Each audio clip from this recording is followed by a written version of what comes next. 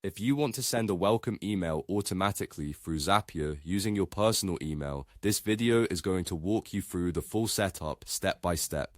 This is a super useful workflow if you want to greet new subscribers, new leads, new form submissions, or even new customers without having to send each message manually.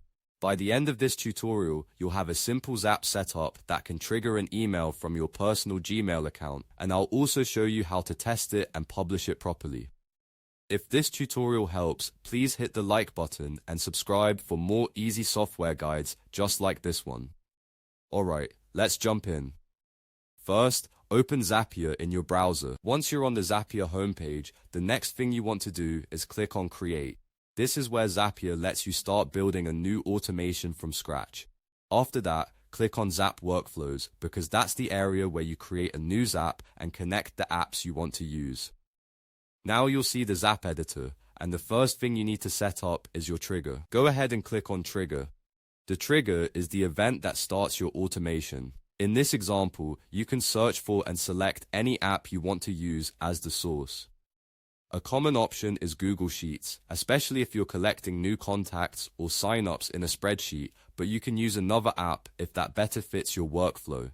After selecting the trigger app, choose an event from the list. This is the specific action that will start the Zap, such as a new row, a new form response, or a new record. Select the event that matches your setup, then log into your account when Zapier asks you to connect it. Once the account is connected, Zapier can read the incoming data and use it to start the workflow. Next, it's time to set up the action. Click on Action, because this is the step that actually sends the welcome email. In the app search bar, type Gmail and select it. Since you want to send the email from your personal email, Gmail is the best option for this setup if your personal account is a Gmail account. Then click on Choose an Event and select Send Mail. This tells Zapier that the final action should be to send an email automatically. After that, log into your Gmail account when prompted. Make sure you connect the correct personal account, because this is the address your welcome email will be sent from.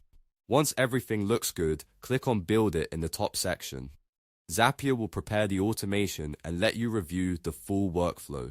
This is a good moment to double-check your trigger, your Gmail action, and all the email fields you filled in. Make sure the right account is connected and the message is exactly how you want it before moving forward. Now click on Test Run. This is an important step because it lets you verify that the automation works before you turn it on. Zapier will send a test through the workflow so you can see whether the trigger data comes through correctly and whether the email is sent as expected.